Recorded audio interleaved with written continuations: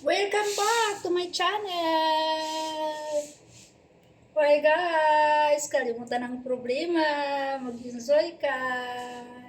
Huwag puro isip yung problema-problema.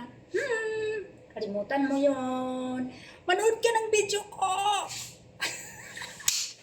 Dito sumaya ka. Halika na guys!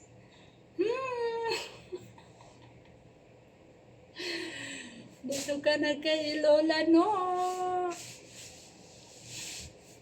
Ginsoy ka muna guys. Kalimutan mo muna yung problema. Ang problema, hindi yan nilalagay sa utak. Nilalagay sa likod yan. Iniiwan.